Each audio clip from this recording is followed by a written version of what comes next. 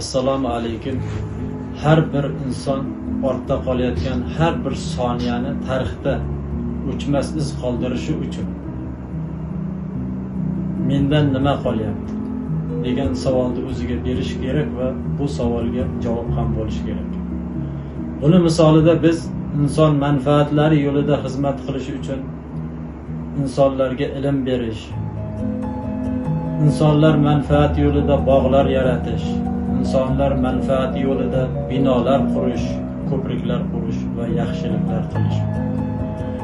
Ana shunday savol va javoblarga izlanib, mana shu Oqtepa soyimizda ijod qilib yashagan insonlar bor. Biz bu insonlar bilan suhbatlashishni niyat qildik. Oqtepa soy tarixi va hayoti kanalimiz uchun biz bugun bu suhbatda ustoz Tangatar Yusuf Hoji bobo va uning farzandlari Tangatar Quvondiq ustoz bilan suhbatlashamiz. Ey Xudojon, men 1932 yilda Oqtepa soyida Ochabuloq qishlog'ida maydonga keldim, dunyoga keldim. Lekin Mahmud jonim meni tuvashab o'lib qolgan. Men shunday qolib ketganman, chaqaloq bo'lib meni ulashirim degan o'g'lana katta qildi.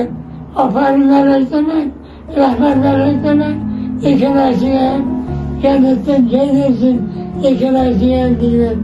Shuningdek, undan keyin Oqtepam tarbiya ko'rgan turishga chiqqan vaqtda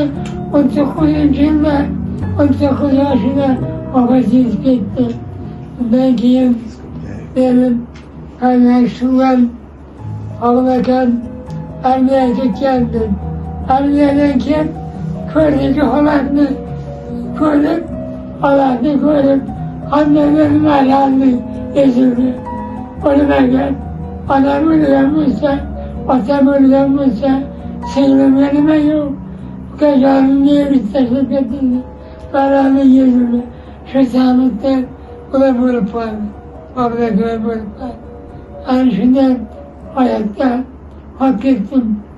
Shundan keyin Xudoga shukr qilib, shunday bo'lsa ham maktabdan qolmadim.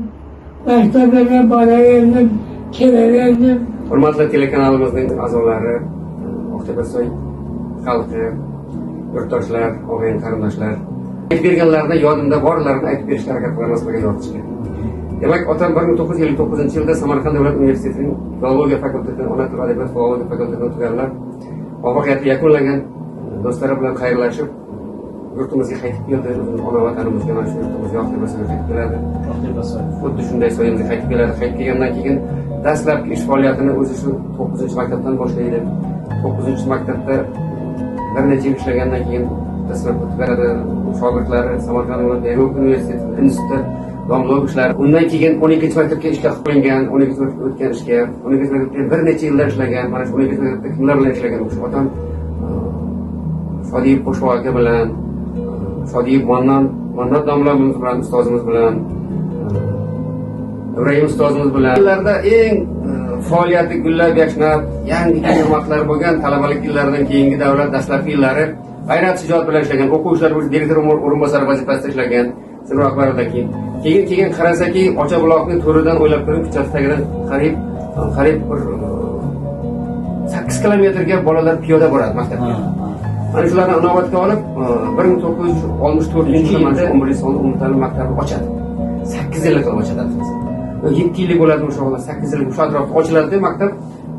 Ochilgandan keyin shu maktabga o'zi bosh bo'ladi. Endi bunga asosan xalqimiz bilan birgalikda tashabbuskor o'qish bo'lsa, masalan, yerga Ashur bobo, o'sha vaqtlarda mana bu Fayzi bobo, Hoqqul bobo degan bobolarimiz maktabimiz atrofida ular yordam berishgan, juda oqsoqol sifatida yordam berishgan. Xuddi Nurotaga borib bir necha marta borib turib, o'sha rayon mudullar bilan moddiy tomondan qo'llab-quvvatlagan, moddiy tomondan masalan o'tkazish, nimadir qilish kerak bo'lgan, partalar bilan ta'minlanish kerak bo'lgan, uni maktabni ochilishi uchun buyruq chiqish kerak bo'lgan, bular hammasiga birgalashib borib oylab chopgan bular.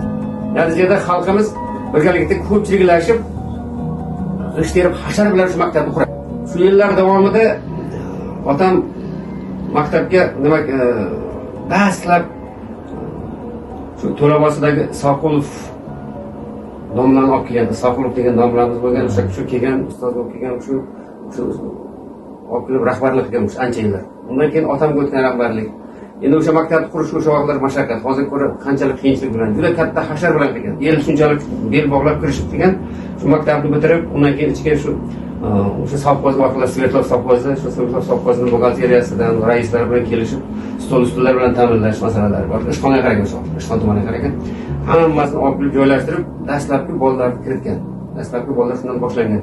Endi bitta insonning tashabbusi bilan, shuncha xalqni qo'llab-quvvatlashi bilan, oqsoqollarning yordami bilan, elimizning yordami bilan bir kishidan yaxshi fikr chiqadi, yaxshi tashabbus chiqadi, xonadonlar qo'llab-quvvatlasa shu ajoyib makon bo'ladi. Mana hozir o'sha maktabda yillar o'tib, qarang, qanday chiroyli bir obod maktabga maskanga aylandi. Bugungi kunda shu maktabda ishlayapmiz, birgalashib hammamiz ustoz bilan hammamiz. Beadad shukr otam bilan g'ururlanaman, faxrlanaman. Faqatgina ishlash bilan emas, jarayonda butun tarbiyasini, odobni, yurish-turishni hammamizga o'rgatgan, ibrat bo'lgan, mehnatkash insondir. Yozgi kunlar ham tirmichinchi emas, faqat mehnat bilan hammamiz mehnatni toblab katta qildi. Beadad shukr deyman, juda ko'p do'stlari, o'zining yori birodarlari bor. Birga o'tirgan do'stlarning ko'plari Jizzax davlat pedagogik universitetining rektori edi. Samarqand davlat universitetidagi til va adabiyot fakultetining kadr mudirlari bo'lib ishladi. Umuman bolalarga ta'lim tarbiya berishda otam charchamadi. 40 yilga yaqin tahsil bergan bo'lsa, men pedagogik faoliyat davom etgan bo'lsa, 94-yilda pensiyaga chiqargan. Mana shundan buyog'i ham qarang, 94 charchab qolasiz degan vaqtlar bo'lganda, otam endi qo'yaymi o'g'lim, endi qo'yaymi degan vaqtlar. Ezidolarni berib, o'zini tayyorlashgan. Esimda 94-yilda pensiyaga chiqargan. Mana shu Oqtepa Mana shundan buyog'i ham qarang, 94 bo'lsa, faxrlanamiz. otam bilan faxrlanamiz. Maktabda shuncha yil faoliyat ko'rsatib, butun umrini, butun faoliyatini jon jahdi bilan bolalarga bilim berish bilan davom ettirdi. Vadirani yayov kelganda bir acı his var edi mende. Çapar olur güllagan bağın, öper edim vatan tuprağın. Adamlardan durmakçaya, öser edi şairler vaya. Anlasın dönerim ama o şahsını tapmazdım asla. O şahs yok bu güzel bostan. Destanlarda bitken Gülistan, Özbekistan diye açılır. Onu sevip etkili alır. Çırağıdır veya aşkeden. İki kere yuvarı kalkılın.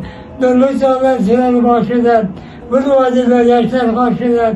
Çaresizlikte yayındakiler. Açta yoktur bunda ilk kılın. Amin Allah.